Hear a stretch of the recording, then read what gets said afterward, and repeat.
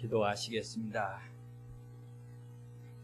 좋으신 하나님, 믿음의 자녀들이 함께 모여 예배하게 하실 때에 먼저 인도하셔서 기도하게 하시고 찬양하게 하심을 진심으로 감사합니다. 이제 사모합니다. 하나님의 말씀, 영의 양식 우리의 귀에 들려지고 우리의 심령에 새겨지기를 사모합니다. 성령님, 충만한 은혜로 함께 하셔서 꼭 눈을 들어 하나님을 배우게 하여 주시고 귀가 열려 하나님의 음성 듣게 하시옵소서. 연약한 종입니다. 복음의 나팔수로만 사용하시옵소서. 말씀하시는 분은 아버지 하나님이심을 인정하오며 우리 주 예수 그리스도의 이름으로 기도합니다. 아멘.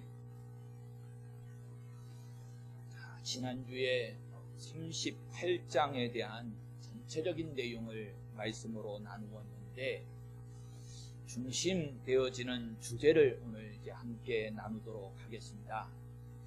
지난주에 1절에 그때에 여호와께서 폭풍우 가운데서 욥에게 말씀하여 이르시되 그러면서 욥기서의 38장에 이르러서 드디어 이제 하나님께서 친히 나타나셔서 말씀하신다. 얼마나 기대되고 얼마나 욥의 입장에서는 귀하고 감사한 일이었을까요? 사실 욥을 성경이 평가할 때에 의롭다 하셨어요.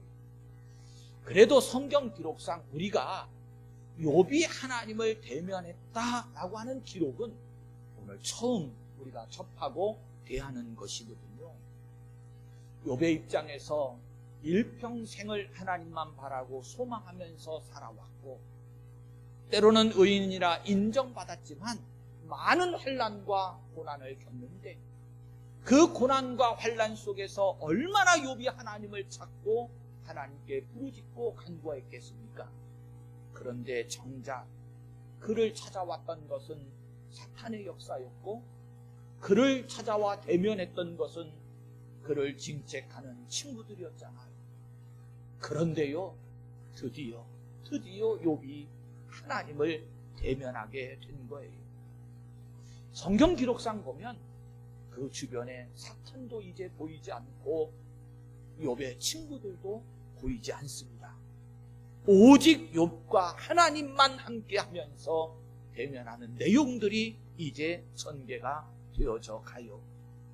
그런데요, 사실 우리 중심으로 성경을 보면 이렇게 하나님이 등장했을 때, 하나님이 욥을 만나 주셨을 때 욥에게 있어서 이 많은 아픔과 어려움 속에서 하나님께 묻고 답을 얻고 싶은 것이 얼마나 많았겠습니까? 그런데 뭐라고 말씀을 나누었지요? 정작 지금 38장부터 이후에 전개되어지는 내용이 욥이 하나님께 묻고 하나님으로부터 답을 얻는 것이 아니고 반대로 하나님께서 욥에게 묻고 욥에게 말씀하시는 내용이 전개되고 있다는 거예요. 3절 보시면 그랬지요. 너는 대장부처럼 허리를 묶고 내가 내게 묻는 것을 대답할지니라 그러고 있어요.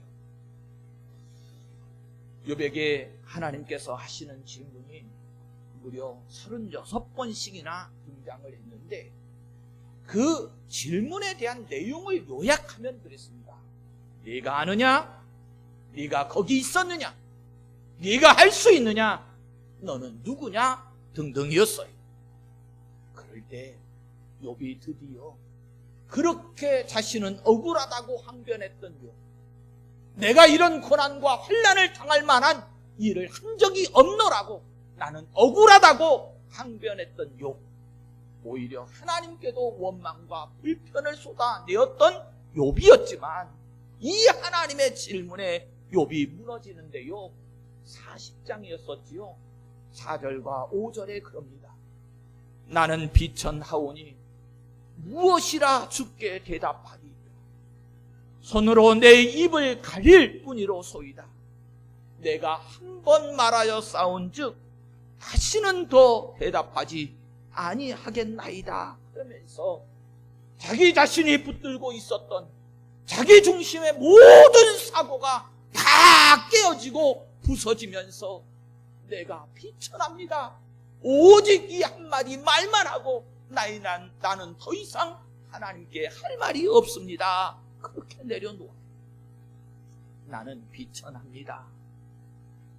그제서야 욥이 진정으로 자기 모습, 자기가 어떤 존재인지, 얼마나 미약하고 부족한 존재인지를 깨달아 알고 각성하게 되는 거지요. 성도 여러분, 욥만 보십니까? 아니면 이 순간 나 자신의 모습을 보고 계십니까? 하나님께서 저와 여러분들에게 말씀하시잖아요. 비록 욥기라고 하는 성경을 통해서이지만 여러분들 심령 속에 생생하게 말씀하시잖아요. 너는 누구냐?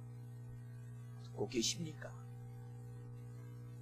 우리들도 각성해야 될 줄로 믿습니다. 그런데 성경이 이렇게 철저하게 욥기를 통해서 또 욥에게 우리의 처절한 모습을 깨닫게 하시고 이 세상에서 나 중심으로 살았던 모든 것들을 내려놓고 이제 하나님만 바라보게 하시는 이유와 목적이 무엇일까요? 왜 우리에게 스스로 이제 나는 할 수 없구나 라고 하는 답을 이 성경 말씀을 통해서 하게 하시는 것일까요? 이유는 다른 게 아닙니다. 내가 살아있으면, 내가 한다고 하면 예수님을 만날 수 없기 때문에 그런 거예요.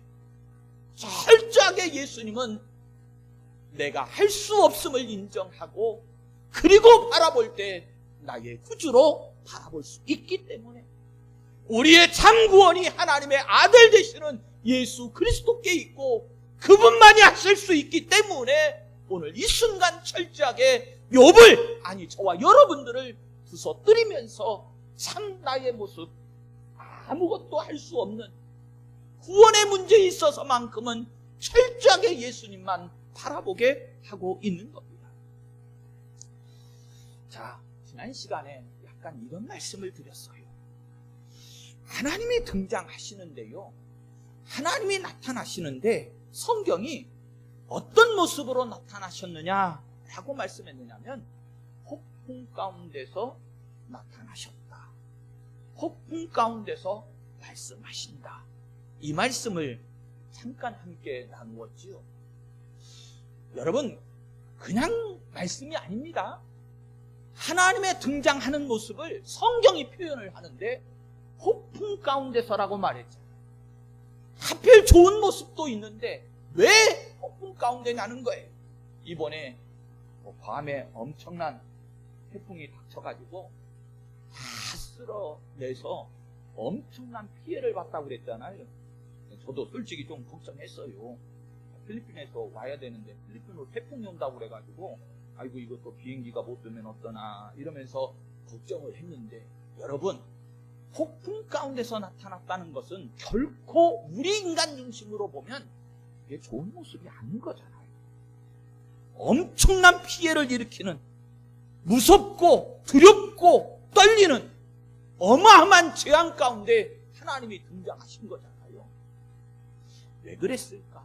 도대체 무엇을 우리에게 보여주고 우리에게 무엇을 말씀하시려고 이렇게 폭풍 가운데 등장하는 것일까? 성경에 보면요, 대표적으로 하나님께서 친히 나타나시는 모습을 두 군데를 통해서 좀 비교를 해볼 수 있는데, 먼저 앞서 말씀드렸지요. 출애굽 시대에 하나님께서 이스라엘 백성들을 이끌어내시고자 하실 때에 모세에게 나타났던 모습이 떨기나무 가운데 나타났다, 이렇게 말씀하셨잖아요. 왜 하나님께서 그 중요한 시점과 시대에 모세의 이렇게 떨기나무 불꽃 가운데서 나타나셨을까? 하나님께서 나타나는 모습을 통해서 상징적으로 드러내고자 하는 모습이 뭐였느냐면 지금 현재의 이스라엘 백성들의 모습이 그러하다는 거예요. 특별히 스가랴서 1장 8절에 가보면 이스라엘 백성들이 이제 제2의 엑소도스라고 말을 하는데, 그 바벨론 포로로 끌려갔다가 돌아오고 난 이후에 하나님이 나타나시는데, 밤에 석류나무 사이에 선 모습으로 나타내십니다. 석류나무가 뭘까? 저는 솔직히 잘 몰랐어요. 이 석류나무가 도대체 뭔가. 이 떨기나무는 이제 대충이라도 상상이 되는데 석류나무는 모르니까 얼른 제가 찾아봤어요. 그랬더니 석류나무는 상록수과 식물인데 키가 3m까지 자라나고 4월부터는 하얀 꽃이 피고 남색 열매가 열린답니다. 그런데 이 석류나무는 잎이 향신료나 향유 혹은 신부의 화관으로 사용이 되어지는데, 석류나무는 생명력이 아주 강해가지고 가지를 꺾어서 땅에다 그냥 꽂아만 놓아도 다시 자라나서 푸르게 자란다는 거예요. 바벨론 포로에서 돌아온 이스라엘 백성들 이후의 상황을 하나님의 나타나심으로 보여주고 계시는데, 앞으로는 이런 환난과 고난이 아니고 석류나무의 푸름처럼 그렇게 귀하게 쓰임받는 것처럼 너희들의 상황이 이러하다라고 하는 것을 하나님이 보여주시려고 그 석류나무 옆에 선 모습으로 나타나셨다는 거예요. 자, 그렇다면 폭풍 가운데라고 하는 것은 결국 무엇을 말해주고 있는 거냐면, 지금 욥이 당하고 있는, 욥이 처한 상황을 나타내 주고 있는 거지요. 욥이 마치 폭풍이 닥쳐서 갑자기 모든 것을 다 잃어버리고 자신의 몸까지도 망가져 있는 그 모습, 그 처절한 상황, 위급한 상황, 두려운 상황을 하나님께서 보여주시는 거예요. 그런데 저는요, 사실은 주석서를 보면서 눈물이 왈칵 쏟아졌어요. 욥만 처절한 상황 속에 있는 것이 아니고 하나님이 나타나 보이시는데, 그 폭풍의 가운데 현장 속에 하나님이 계신 거예요. 여러분, 하나님이 폭풍을 다스리는 게 아니고요, 그 폭풍의 두려움과 처절한 상황, 욥의 상황과 똑같은 모습으로 지금 하나님이 등장하고 나타나셨다는 거지요.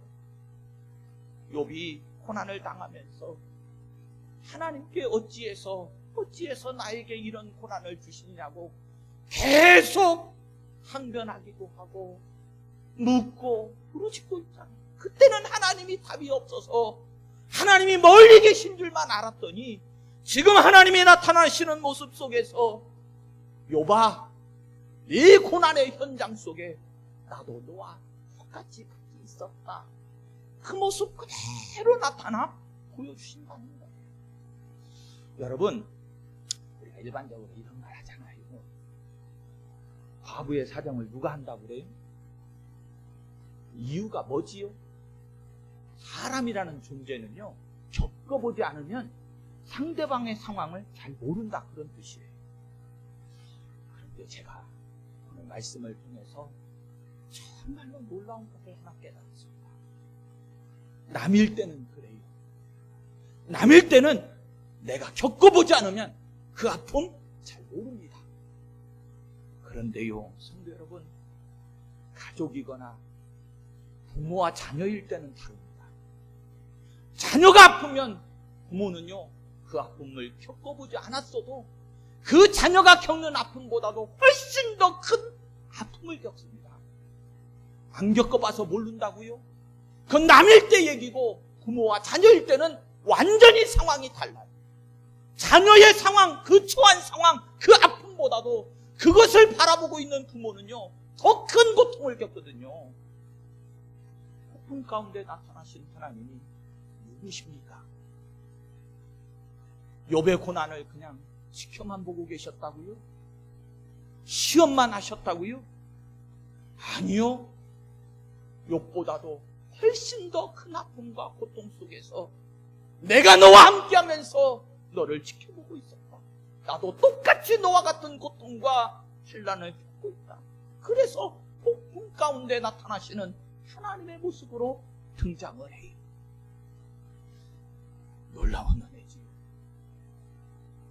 하나님은 항상 우리와 함께하고 계시다는 것을 잊어버리시면 안 돼요.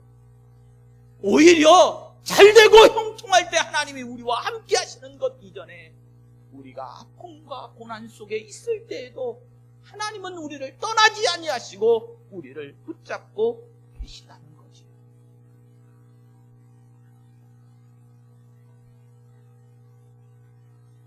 욥의 모습을 보면서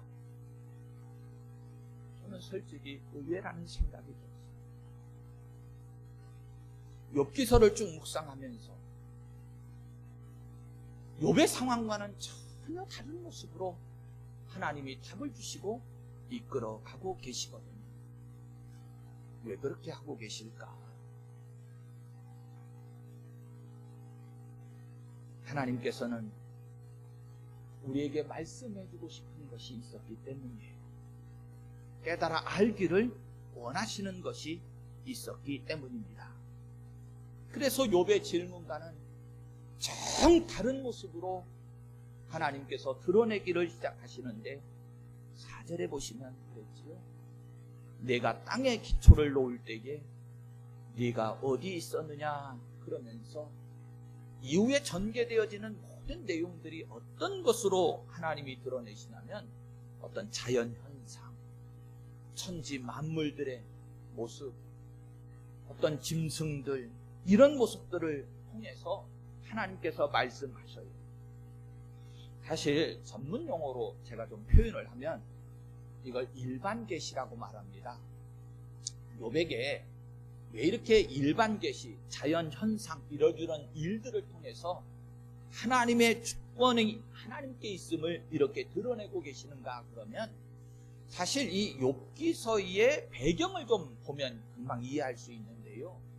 욥이 살았던 시대를 제가 족장 시대라 그랬지요. 아브라함, 이삭, 야곱이 살았던 욥이라는 인물이 그 족장 시대에 있었던 배경을 가져요. 그러니까 이 족장 시대에는 성경이 없었지요. 성경이라고 기록되어져서 우리에게 주어진 것은 성경의 대로 말하면 모세 시대 이후입니다.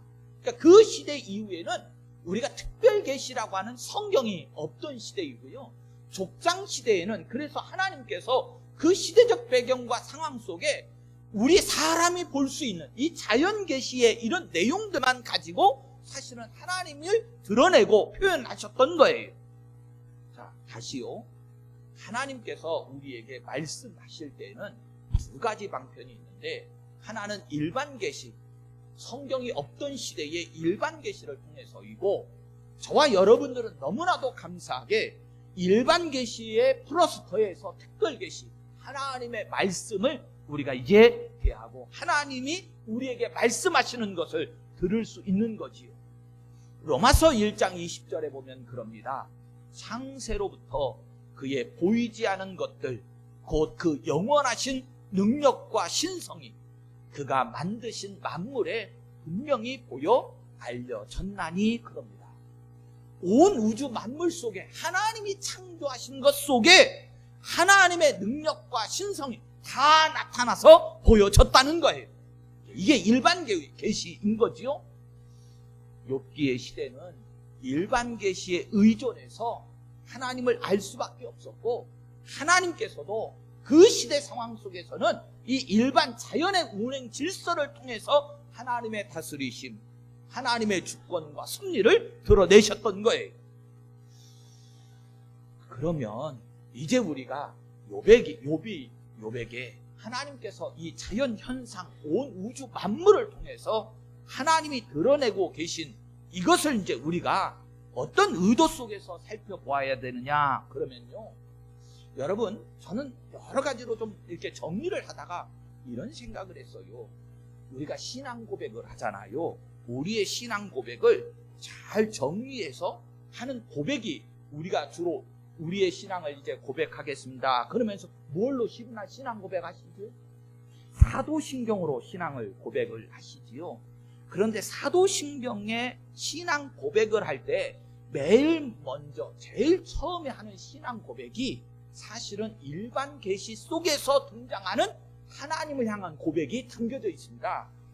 나는 전능하신 아버지 하나님, 천지의 창조주를 믿습니다. 어떠세요? 천지 우주 만물을 창조하신 하나님, 그분을 고백하고 인정하지요. 그리고 나서 나는 그의 유일하신 아들 우리 주 예수 그리스도를 믿습니다. 이제 직접 아들 예수 그리스도, 그분 특별 계시죠. 그런데 족장시대, 욥의 시대에는 예수님이 드러나지 않았거든요. 물론 그 이전부터도 계속 구전으로 내려오는 말씀들을 통해서 하나님께서 계획하시고 섭리하시는 일에 여자의 후손, 또 하나님께서 그 아들을 통해서 이루실 특별한 사랑과 구원의 역사를 말씀하셨지만, 그 이전에는 이제 온 우주 만물을 통해서 드러내신 거예요. 여기에 이제 저나 여러분들이 한 가지씩 깨달아 알아가지는 답이 있는데요. 오늘 이제 이 일반 계시 욥기서 속에 드러나 있는 것을 통해서 정리돼 가지고 몇 가지만 확인을 해보겠습니다. 특별히 신학에는 이런 학문이 있습니다. 신론이라는 게 있고 일론이라는 게 있고 죄론이라는 게 있어요. 신론은 뭐냐면 하나님을 알아가는 거죠. 신론. 일론은 뭡니까? 우리 인간, 이 인론, 우리 사람을 알겠잖아요. 하나님을 알고 나를 알고, 그리고 나서 뭘 가르치냐면 죄론이라고 하는 것을 가르칩니다. 죄를 알아야, 내가 죄인이라는 것을 알아야, 그래야 진정 하나님 안에서 예수를 찾고 우리가 온전한 구원의 길에 나아갈 수 있겠지요. 제가 이 죄라고 하는 것을 계속 강조를 할 때에 윤리와 도덕적인 죄를 떠나서 하나님과 우리와의 관계성 속에서의 죄를 계속 강조를 했지요. 우리는 자꾸 의식적으로 죄 그러면 하여튼 무서운 죄부터 뭐 살인, 간음, 도둑질, 사기 등등 우리 사람이 짓는 죄에 자꾸 머물러요. 아니요, 성경에서 말하려고 하는 죄는 그것만이 죄가 아니고, 그건 당연히 죄고, 그것을 뛰어넘는 하나님과 우리와의 관계성 속에서의 죄, 특별히 하나님을 모른다고 부인하고, 하나님께서 우리를 창조하실 때의 원래의 창조의 목적이 영광을 받으시기 위함인데, 하나님께 영광 돌리지 아니하고 모든 영광을 교만해서 자기가 다 가지려고 하는 죄, 특별히 이제 구원의 손길을 하나님이 내미셨는데 독생자 예수 그리스도를 우리에게 내어주시기까지 하시면서 그를 믿어 구원에 이르라고 하는데, 이 아들 예수 그리스도를 나의 구주로 인정하지 않는 죄, 하나님 앞에서는 이게 가장 무섭고 큰 죄거든요.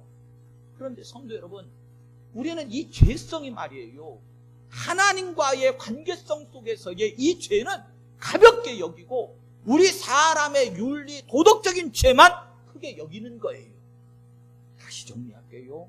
성도 여러분, 이 욥기서 속에서 철저하게 우리를 이끌어가는 게 어떻게 이끌어가냐면 하나님을 알게 해주는 거예요. 그것도 바르게 하나님을 알라는 거예요.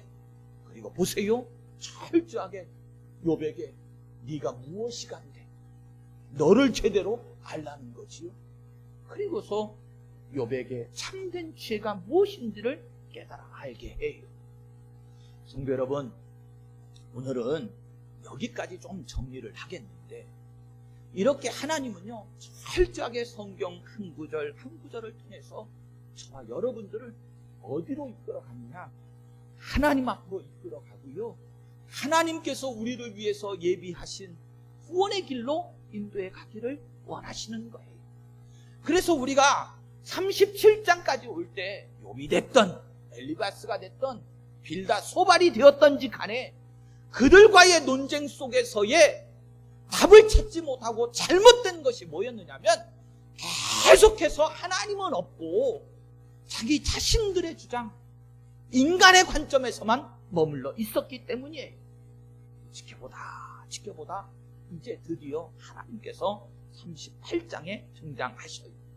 그런데요, 제가 또 한 가지 높아심에 정리를 해야 될 것이 있습니다. 앞에서 욥기의 시대에는 하나님이 부득불 일반 계시를 통해서 하나님의 주권과 하나님의 살아계심과 승리를 드러내셨다고 그랬지요. 그런데 정말로 욥기가 구약 성경이 거기에만 머물러 있느냐 그런 말이에요. 아니지요. 자, 구약 성경을 제가 계속해서 강조해서 말씀을 드릴 때 그림자와 예표라고 그랬잖아요. 그런데 욥기에서도요, 일반 계시에 머무르지 않고 그림자와 예표를 드러냈는데, 그게 처음 욥기가 시작하고 처음 욥기가 마무리 질 때에 무엇으로 답을 주고 있다고 했지요? 번제였습니다. 번제는 뭐였습니까? 예수 그리스도의 십자가의 대속의 죽음을 그림자와 예표로 우리에게 드러내 보여주는 것인데, 욥기가 그냥 어떤 고난에 대한 답을 주기 위한 성경이 아니고 철저하게 예수님을 우리에게 알게 하고 예수님 앞으로 우리를 인도해가는 성경이라고 하는 증거가 무엇이냐? 번제로 시작해서 번제로 끝나고 있다라고 하는 거였어요. 제가 왜 이 말씀을 드리냐면 38장부터 이제 전개되어지는 내용이 일반 계시로 쭉 이어지는데, 그러면 우리는 또다시 이 일반 계시에만 머무를 수 있기 때문에 그래요. 성경은요, 구약 창세기에서부터 요한계시록에까지 계속해서 우리를 누구 앞에 인도하고 누구 앞에 세운다고요? 예수님 앞으로 인도하고 예수님 앞에 우리를 세운다고요. 성경 어느 한 구절도 예외 없이 철저하게 우리는 그 말씀 한 구절 한 구절 속에서 누구를 만나야 되지요?